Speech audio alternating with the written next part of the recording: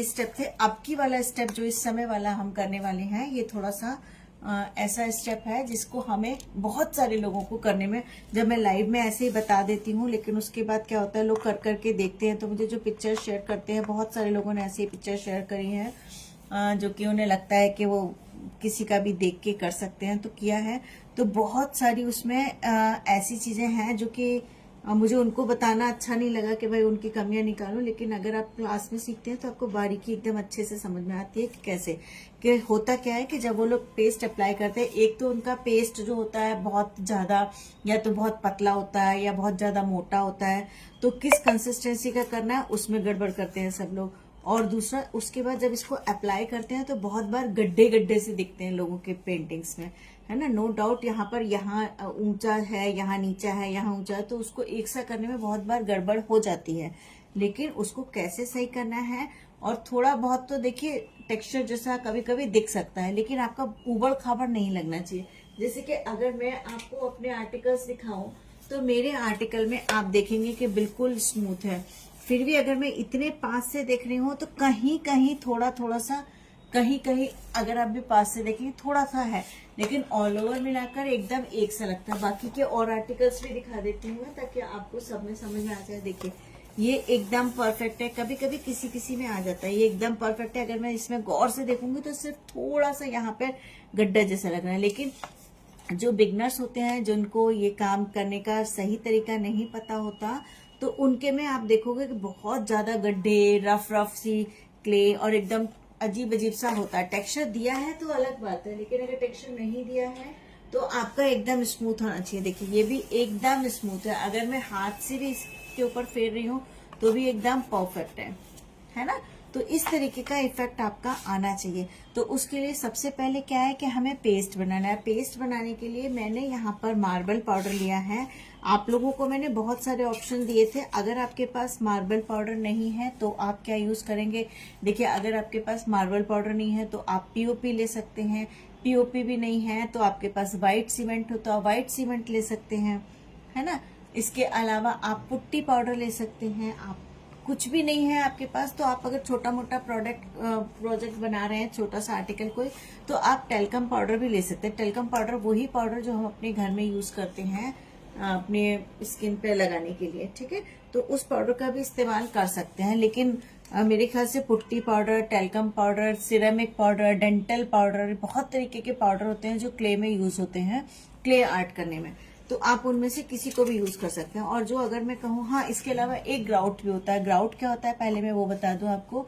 Grout होता है जब हमारे घरों में टाइल लगता है। टाइल आपने देखा होगा सबके घरों में, बाथरूम में, कमरे में, सब जगह टाइल्स लगे होते हैं, किचन में, तो उनके टाइल के बीच में जो लगाया जाता है एक पाउडर, जिसमें पेस्ट मिलाकर, पेस्ट बनाकर उसको लगाते हैं, उस पाउडर को ग्राउट कहते हैं। उसको सिंपल पानी से ही कर सकते हैं, उसमें कुछ भी फेविकॉल मिलाने की जरूरत नहीं होती। हर सब पाउडर में अलग अलग होता है, किसी में पाउडर मिलाने की जरूरत होती है, किसी में नहीं जरूरत होती है, तो वो आप अपने हिसाब से देख सकते हैं, या फिर मैं आपको सबका बता देती हूँ। देखिए पीओपी पाउडर में आप पानी बिना पाउडर फेविकॉल बिना मिलाए भी काम कर सकते हैं। अब फेविकॉल कौन सी मिलानी है, फेविकॉल हमें फेविकॉल एमआर मिलानी है। तो आप अगर ये फेविकॉल एमआर नहीं भी मिलाना चाहते तो आप जो हमारा पीओपी पाउडर है, पीओपी पाउडर का फुल फॉर्म होता है प्लास्टर ऑफ पेरिस, उसमें आप बिना फेविकॉल मिलाए भी काम कर सकते हैं।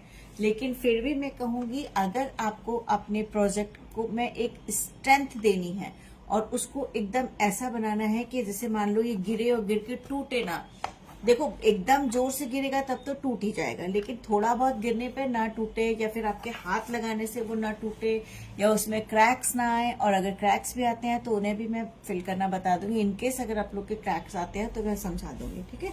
और वैसे जिस तरीके से मैं बता रही हूँ, ना तो आपके क्रैक्स आएंगे ना ही कुछ दिक्कत होगी। तो हम एमआर फेविकॉल को हर एक चीज में मिला सकते हैं। फिर हम चाहे पीओपी से बिना मिलाए भी, देखो आपने पीओपी का देखा होगा, मोल्ड में डालते हैं तो बिना मिलाए पीओपी में पानी मिलाकर उसको मोल्ड में डाल देते हैं, है ना, एकदम सॉलिड हो जाता है। लेकिन अगर उसकी स्ट्रेंथ बढ़ानी है तो उसमें थोड़ा सा फेविकॉल एमआर मिला सकते हैं, तो उसकी स्ट्रेंथ बहुत अच्छी है। अब थोड़ा आप पूछेंगे कि कितना, तो जैसे कि इतना पीओपी है तो ये हाफ कप के बराबर पीओपी है, तो इतने के लिए आपको इसमें 2 स्पून फेविकॉल मिला दीजिए, बाकी पानी कर दिए, 1 स्पून भी सफिशिएंट है, ठीक है। तो बस इतने में आपका पीओपी वाला हो जाएगा। लेकिन मैं क्योंकि मार्बल पाउडर से बना रही हूँ, मैं आपको वो चीज सिखा रही हूँ जो कि एकदम परफेक्ट सॉलिड है, जिसमें हमारे गिरने के बाद भी कोई चांसेस ना के बराबर है टूटने के। देखो फिर भी मैं बोलूंगी, कुछ भी अजर अमर नहीं है। हम लोग नहीं है तो ये आर्टिकल्स कहाँ से होंगे।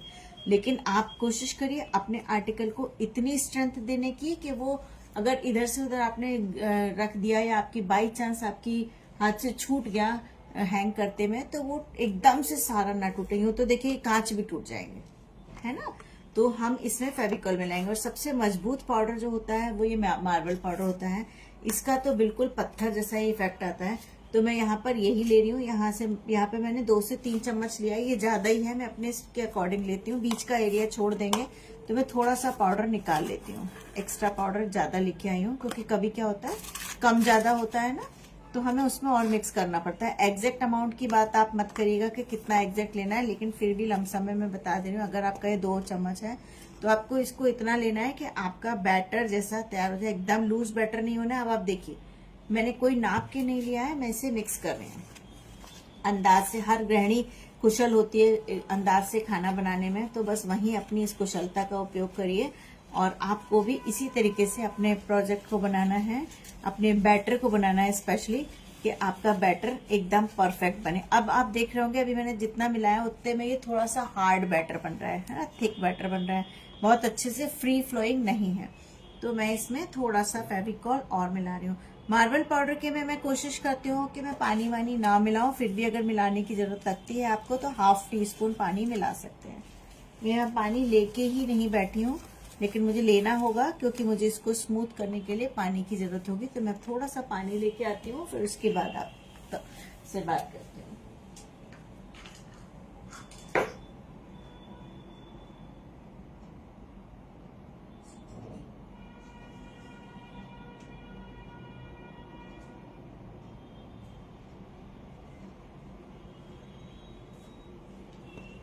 ये देखिए मैंने थोड़ा सा पानी ले लिया। अब अगर मुझे लग रहा है कि एकदम अच्छे से हो रहा है, लेकिन इसको थोड़ा मुझे फ्री फ्लोइंग बनाना है, तो मैं इसमें कुछ ड्रॉप्स पानी की डाल दूंगी। मेरे ख्याल से बस मैंने ½ टीस्पून पानी डाला है, ठीक है। और इसका एक परफेक्ट स्मूथ पेस्ट बना देंगे। ये तरीका आप पीओपी में भी कर सकते हैं, आप ले सकते हैं उसमें ज्यादा। इसमें पीओपी में इसका उल्टा करिएगा कि ज्यादा पानी और थोड़ी फेविकॉल, ठीक है। और ग्राउट में भी ऐसा ही करिएगा कि ज्यादा पानी और थोड़ी फेविकॉल। ग्राउट में भी पानी के संग फेविकॉल की जरूरत नहीं पड़ती है।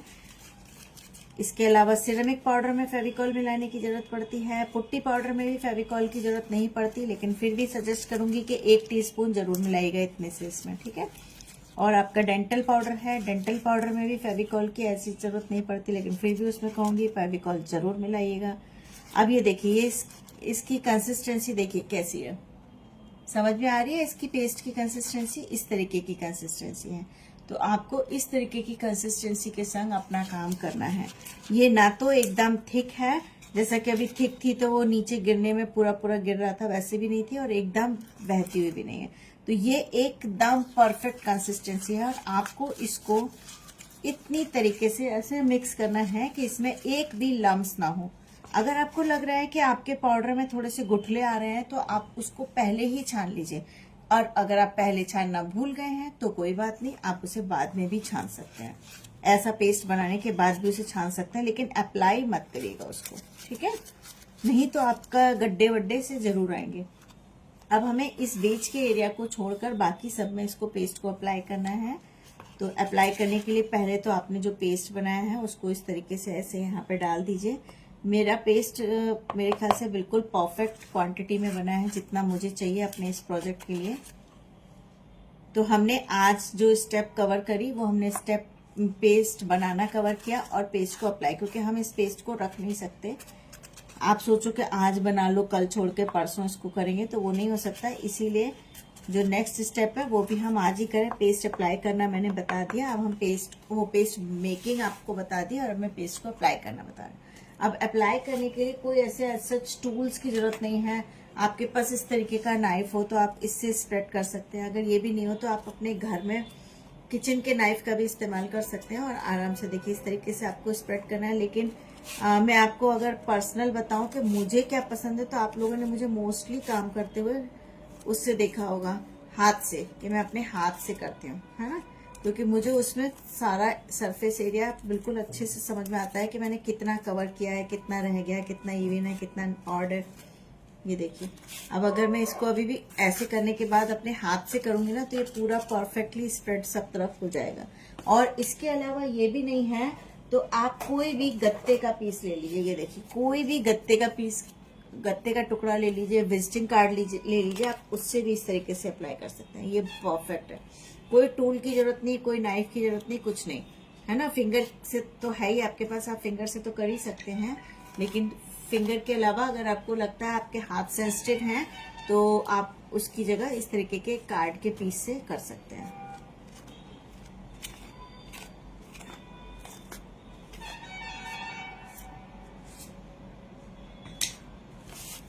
और पूरा कॉर्नर टू कॉर्नर करना है अप्लाई।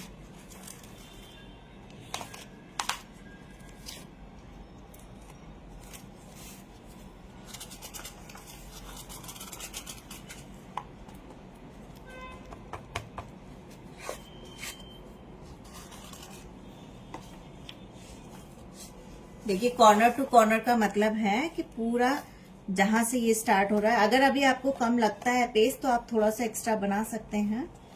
और लेकिन ये इस पेस्ट को फिर आप अपने किचन की सिंक में, बाथरूम की सिंक, नाली में, सिंक में, उसमें मत फेंकिएगा। आप इसको निकाल के पूरा डस्टबिन में फेंकिएगा, नहीं तो आपकी नाली चोक हो सकती है। क्लियर? तो ये बहुत सारी ऐसी छोटी छोटी बातें हैं जो कि आप लोगों को क्लास ज्वाइन करने पर ही पता चलती हैं। ऐसे तो फास्ट फॉरवर्ड वाले बहुत सारे वीडियोस में, लाइव में, वो यूट्यूब के वीडियोस में और उन सब में आपको सब चीजें मोस्टली मैं तो बताने की कोशिश करती हूँ, लेकिन हर कोई के में नहीं आपको पता चल पाता है ना। तो इसीलिए अगर आप क्लास ज्वाइन करते हैं तो ये तो बेनिफिट है ही कि आपको वो चीजें समझ में आएंगी। अब देखिए, अब मैं क्या करूँ, अपनी फिंगर को पानी से, तो ये मेरा इसमें पानी लिया, थोड़ा सा ऐसे टच कर रही हूँ और अपने हाथ को, ताकि मेरा हाथ स्मूथली चले। और यही स्टेप सबसे ज्यादा इम्पोर्टेंट है। इसमें क्या होता है कि आपका जब भी आप इसको पूरा चारों तरफ फैला रहे होते हो ना, तो संग की संगे स्मूथ होता चला जाता है।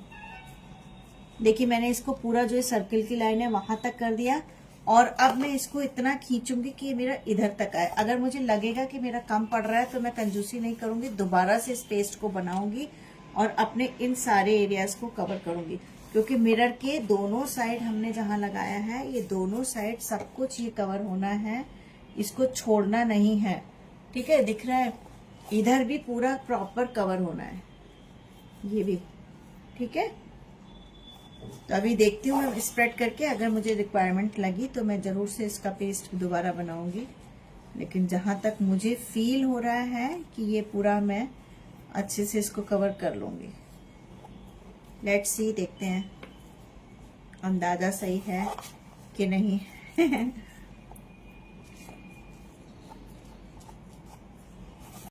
थोड़ा सा उठा लीजिएगा, उसके बाद ऐसे करिएगा। देखिए, मेरा पूरा कवर हो गया, तो मुझे जरूरत नहीं है दोबारा पेस्ट बनाने की, क्योंकि मैंने इसे परफेक्टली स्प्रेड कर दिया। अब मैं थोड़ा सा एक सरफेस ऐसे ले लूंगी और इसको एक हाइट दूंगी।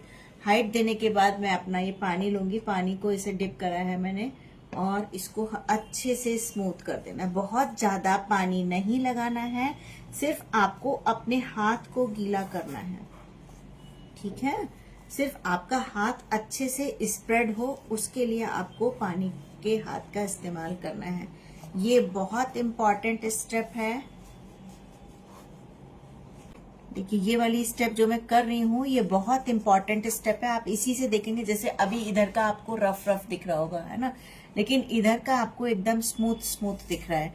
तो यही स्टेप अगर हमने गीले पानी से, आप देख सकते हैं अंतर दिख रहा है ना, गीले पानी का हाथ लगाने का ही मतलब ये है कि हमारा जो है एकदम स्मूथ मार्बल की तरह से हो जाए।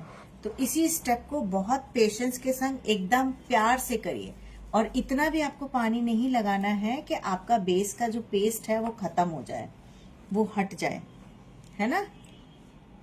आप थोड़ा सा ज्यादा ही बनाइएगा पेस्ट, ताकि आपका जो पेस्ट है पूरे में स्प्रेड हो अच्छे से, थोड़ा सा बचे नहीं, बच जाए तो कोई बात नहीं है ना, लेकिन कम नहीं पड़े, क्योंकि आप कम वो करेंगे तो फिर आप जब दूसरी बार में बनाएंगे तो वो थोड़ा सा ज्यादा बन जाएगा, तो फिर वो तो जरूर आपको फेंकना पड़ेगा। इसलिए अच्छा है कि अभी मैंने जैसे 2 स्पून का बनाया था, तो आप 3 स्पून का जो भी पाउडर ले रहे हैं, चाहे मार्बल पाउडर, चाहे टेल्कम पाउडर, चाहे पुट्टी पाउडर, या जो भी है। और आप लोग एक बार मुझसे पूछ लीजिएगा अगर किसी को डिफिकल्टी आए कि मैम हमने ये वाला पाउडर लिया है, इसके संग क्या ध्यान में रखना है, ठीक है, तो मैं आपको बता दूंगी, क्योंकि मैंने सब तरीके के पाउडर में ये मोज़ेक आर्ट करी हुई है, पूरा एक्सपीरियंस है मुझे इसका कि किस में क्या आता है। ठीक है, अब देखिए मैंने पूरा इवनली स्प्रेड कर दिया है। अब मैं इसको अब अपने हाथ को पूरा अच्छे से धो रही हूँ, और अब मैं इसमें देखिए एक हाथ लेके मिरर के ऊपर से थोड़ा सा एक्स्ट्रा वाला कर दे रही हूँ, हटा दे रही हूँ। उससे क्या होगा कि हमारा, आप ऐसे रिमूव कर दिए, उससे क्या होगा जब आप क्लीनिंग करेंगे ना इसकी, तो ये बहुत ज्यादा मेहनत नहीं करनी पड़ेगी। ये काम सिर्फ मिरर के ऊपर से ही हटाने का करना है, थोड़ा सा, बहुत थोड़ा सा एक लेयर, क्योंकि क्या होगा वरना बहुत ज्यादा लेयरिंग हो जाती है मिरर के ऊपर, तो वो फिर साफ करने में बहुत दिक्कत आता है। ठीक है, ये देखिए, तो मैंने इसको हल्का सा कर दिया। अब मुझे जहां लग रहा है मैं हल्का सा इसको थोड़ा सा ही रिमूव बस किया है, कि देखिए कहीं कहीं दिख रहे हैं, कहीं कहीं नहीं। तो ये सब चिंता मत करिएगा, आराम से क्लीन हो जाएंगे। जो नेक्स्ट स्टेप होगी हमारी, इसको क्लीनिंग की स्टेप होगी, और वो स्टेप हम एक दिन बाद करेंगे जब ये हमारा पूरा सूख जाएगा।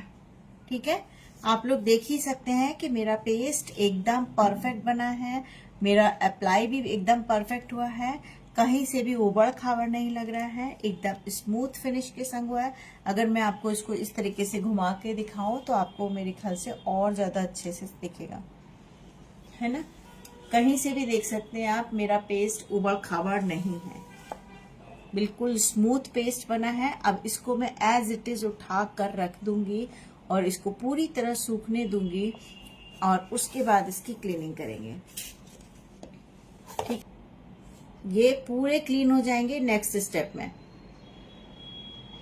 और उसके बाद रह जाएगा ये बीच में पेंटिंग करने वाला काम। ये है बहुत इजी आर्ट है। अब आप इसको कितने भी बड़े साइज में बना सकते हैं, कितनी भी अलग अलग डिजाइन बना सकते हैं। जैसे कि मैंने ये डिजाइन, यही थोड़ी डिफिकल्ट होती है कि इसमें सिमेट्री नहीं आती, तो उसको कैसे करेंगे तो वो मैंने आपको बता दी है।